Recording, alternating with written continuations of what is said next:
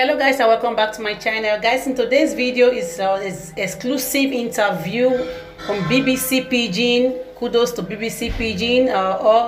All copyrights to BBC Pidgin. They have interview with the Olu of Warri about the missing crown, about the stolen crown, and how is everything about his reign, how is it going, the latest of what's going to happen in Warri Kingdom and his coronation. The Olu of Warri said nothing can stop him and nothing can stop the coronation on 21st of August that is still going to hold the crown that is being missing. A 400 years old crown that is missing will not hold his coronation. Guys, just stay tuned and watch the video. Don't forget to like, please. Don't forget to share. Don't forget to subscribe and click on the bell to stay connected to this channel. So just stay tuned and watch the interview, guys. As exclusive interview. May the Olu of Warri, may you reign and live long in Jesus' name. Amen. Long live the King. EMIKO, thank you for your time with us today. Thank you. Let me start by asking you, did you always, ever want to be a king? Well, the honest answer is yes. And that's because I think every young child who is the son of a king will look at his father and wish, oh, one day, every son wants to be like his father. And obviously, if your father being a king, naturally, the thought's going to cross your mind and you're going to have that dream, that fantasy, that desire. So yes, it did. And you did say that your father ascended the throne at the age of 44. About 44, and yes. Now you're almost walking in his steps. You ascended the throne also as a young person. How does that make you feel? Well, I'm not entirely sure how it makes me feel, because you can't plan that, oh, by the time I'm this certain age, I would like to be king, because that inevitably means you are wishing or pushing somebody out who would, well, in this case, my predecessor is my uncle, but wishing or anticipating that you are trying to push out your father, you know, which you don't want to do or imagine. So it's bittersweet. It's happened, but you know, you've also lost someone dear to you for it to happen. And I think it also goes hand in hand with the way I see God. Time is literally in his hands. He is sovereign. So when things happen, whether or not you feel you are ready for it or you're happy about it, you just have to relax into the knowledge that time and everything is planned in his hands, and trust that it is the right time, it's the right moment. And obviously you grew up in a royal family, and you were most likely probably trained, you know, for this day. Can you tell us more about how that was like for you growing up as a prince, knowing that this day was probably inevitable?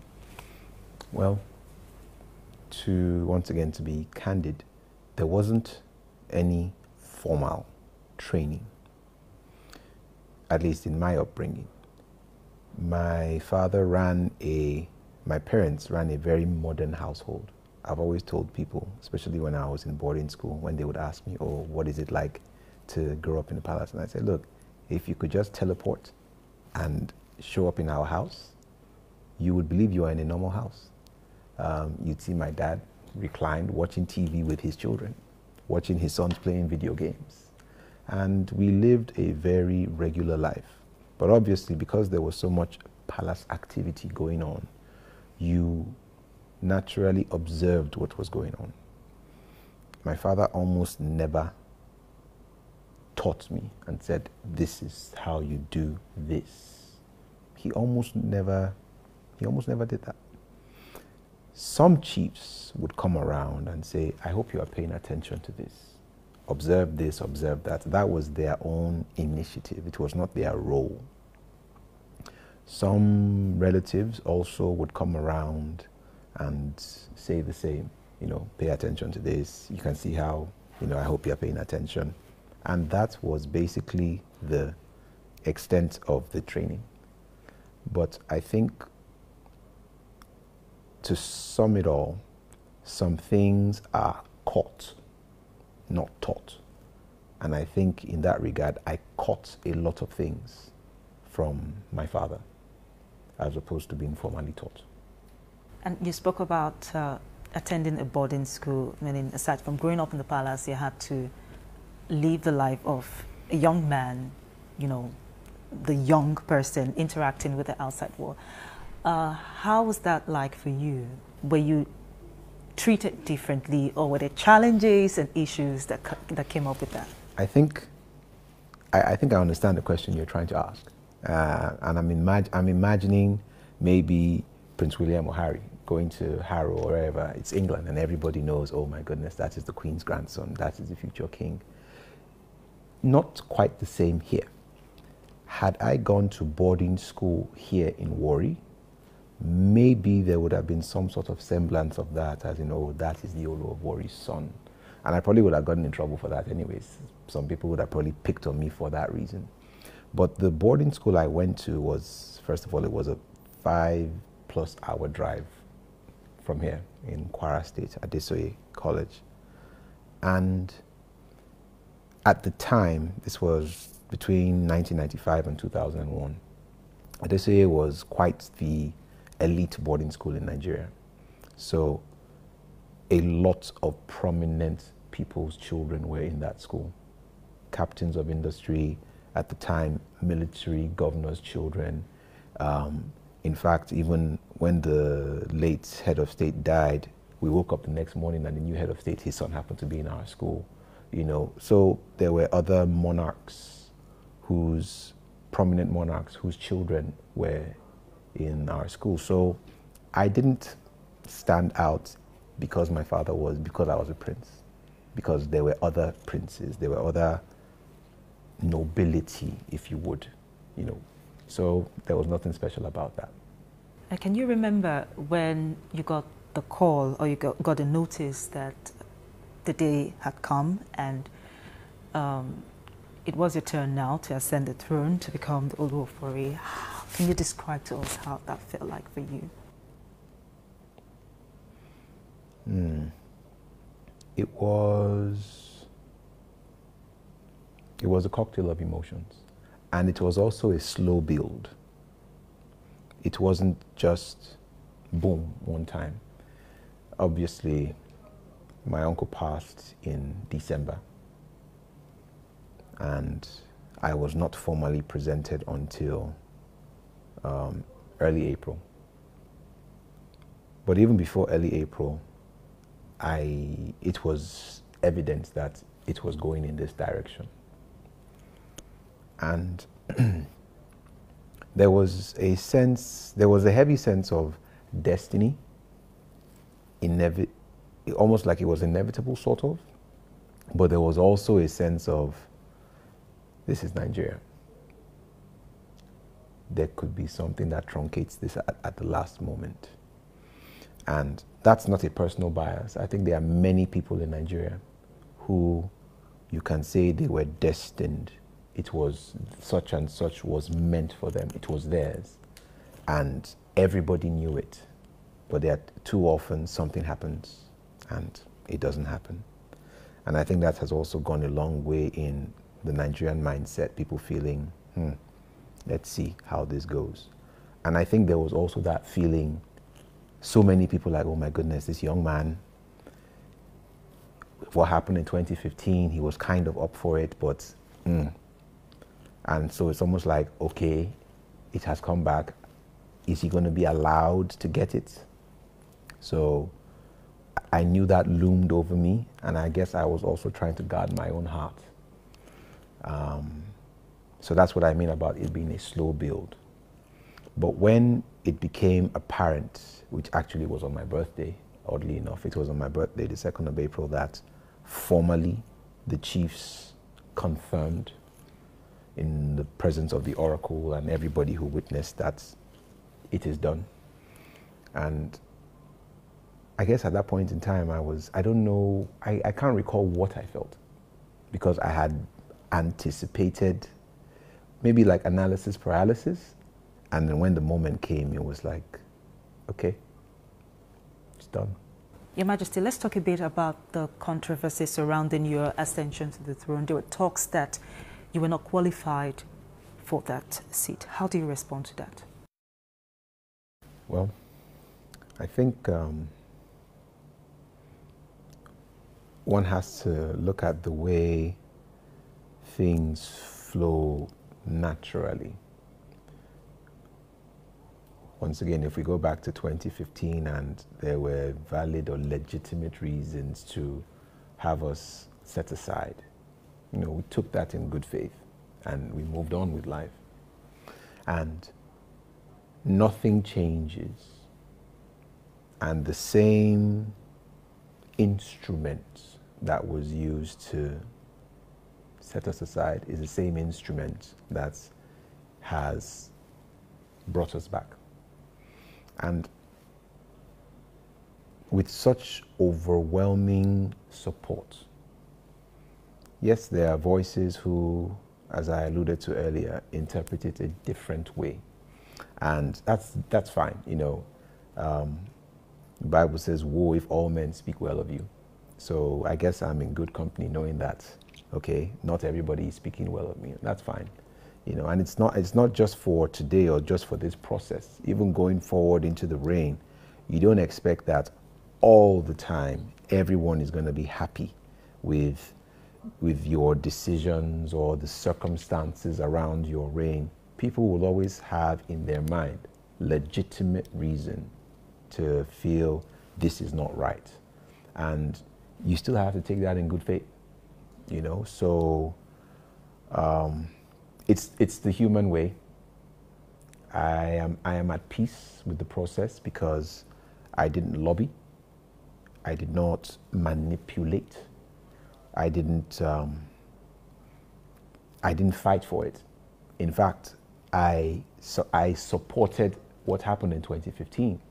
Could have cried, could have gone to court, but in all ways possible, material, emotional, prayers supported the process. And I guess that's how nature has a way, God has a way of doing its own thing. And that's simply what I believe this is. You know, it comes with its own bag of emotions, but that's plainly what this is. Yeah, and you know, those issues that refuse to die away, like we woke up this morning to the police saying that they wanted to question two princes with regards to the crown of the Olu of Warri missing. I'm thinking that is also coming from all this controversy. Can you tell us more about that? Is that true? Is the crown missing? Well, first of all, when you say the crown, there are several crowns. There are a lot of crowns. So the crowns my eyes have seen, tens, probably coming to about, there are a lot. Let me not try to put a number on it. So when they say a crown is missing, okay, do you know exactly which one? Because they're labeled as well. So when you put out a story like that, you have to be careful, because I may not have known that a particular crown was taken. So if I say, oh no crowns are missing, you know, somebody could come and say, actually, that particular one, maybe somebody wasn't paying attention and they broke the window and took it out of the glass case in which it was, you know. So, and obviously this is a police matter as well, and a part of it is also in court. So that's just my response to that. And this would in no way affect? Oh, absolutely not. I think it's in typical Warri fashion. We are a very dramatic and animated people, and I think this has been a very dramatic and animated process. I say this with all humility. I think it actually makes for a great Nollywood epic. I think it should actually contribute to the anticipation of what happens on Saturday, as opposed to making anyone feel, oh, you know, what's going to happen. Companies, I don't know if I'm correct, and you also sit, or sat, I don't know which is now, as a director to several other companies. So how does this fit with your new life moving forward as the Olu of Warri? Very much intertwined. It's the way I see myself, to be very honest, what inspires me. I do not intend to compare myself to the modern monarchs in Nigeria. You know, be they our Benin neighbors or Ife, or even the now former Emir of Kano, who was a very pro-business monarch.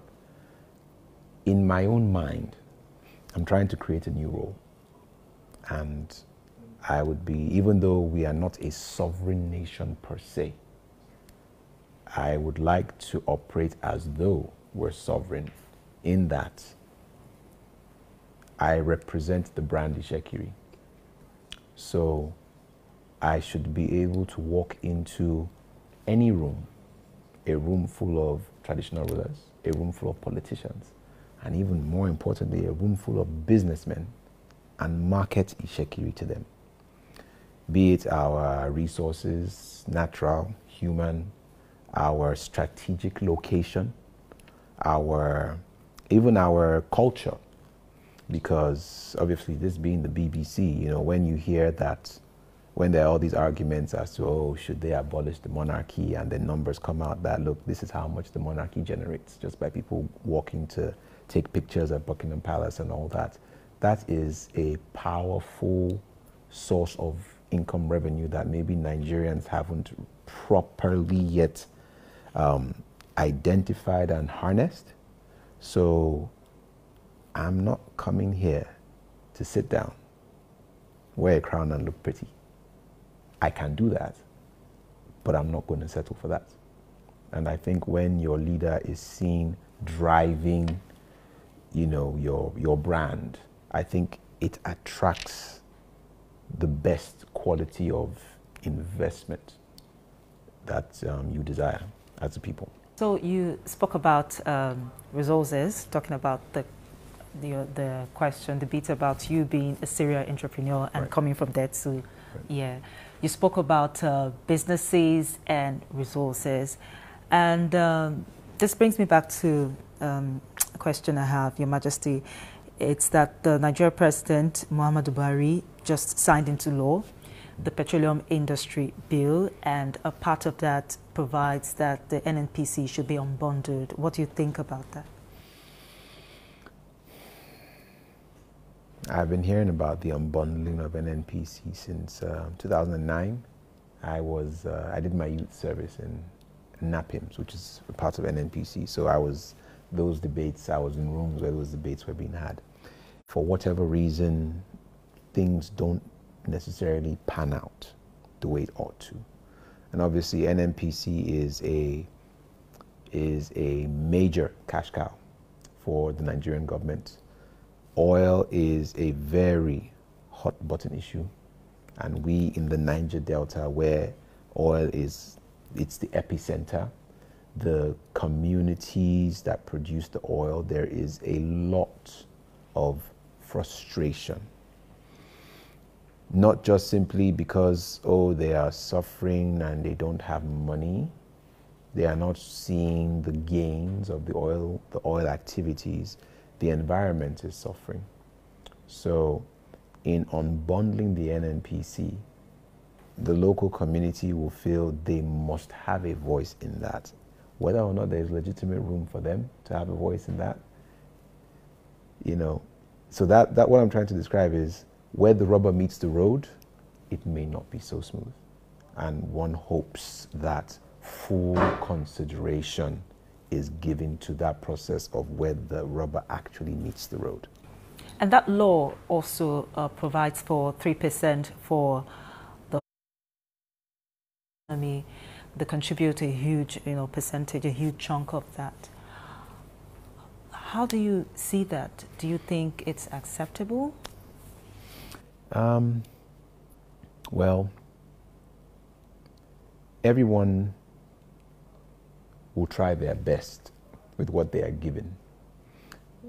Back to boarding school, we used to joke and say, you can tell an efficient manager of resources when you serve them rice and stew. No matter how plenty the rice is and the stew not so much, if they can make that stew straight, both sides can say that's too small. Some can say, well, it's all you have, make do with it. I think we should begin by, even if we acknowledge 3%, it's not enough.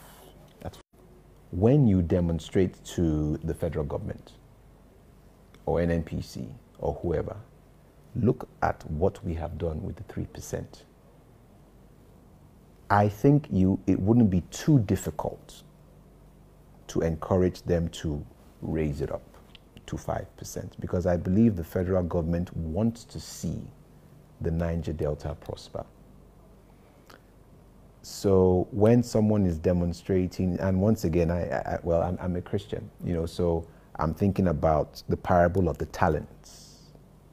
The one that was given 5 talents, 10 talents, and the one with the 1 talent. So it's not necessarily whether you are giving 1%, 5%, 10%.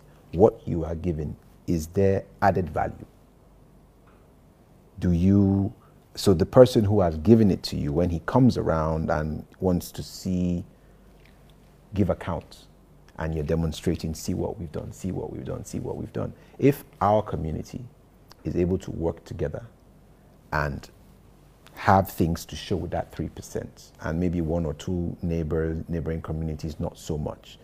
If we ask for that, yes, it may be unfair, but that we demonstrated efficiency, it makes it easier or more palatable to the ears of the decision makers. They say, okay, they've done well. You can encourage them with some more. If we just go the typical way of demanding it's not good, it's not enough, look, okay,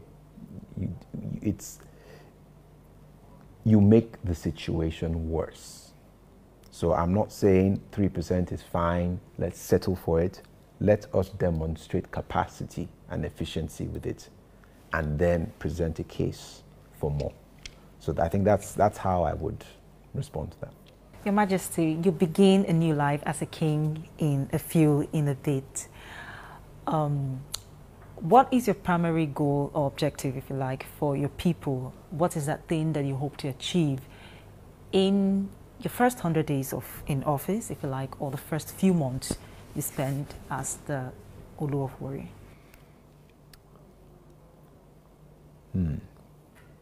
This sounds like a very political question. And if I had the direct control of the purse, I would have had brilliant answers to give you. Unfortunately, with the way things are, I do not have direct control of the purse over this kingdom. But from what I can do from here, I think is to encourage and lift the people up. Most would say that as a people, we have not been so low. In fact, that's actually very daunting for me. We know that we are not as we were. So picking the people's morale and encouraging them. I do not necessarily have dollars in my hand to hand to every Shekiri person to say, oh, he put money in my hand. Because the way Nigeria is right now, including our people, that's what people want right now. Money in their pocket, food on their table, a roof over their head. And unfortunately, I don't have that readily to give in the first 100 days. So without making any promises in that direction, so that I'm not accused of being somebody who has come and, as we say here, have fallen their hand. I promised and I failed.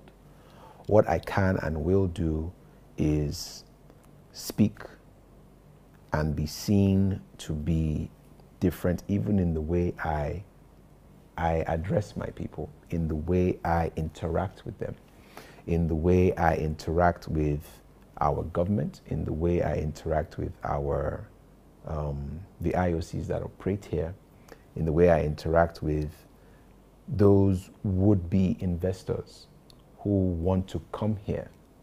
I would always be fair. I would always be warm and be welcoming. and hoping that in my own way, I create a more conducive atmosphere that opens the door to opportunities that in turn will make life better for the people.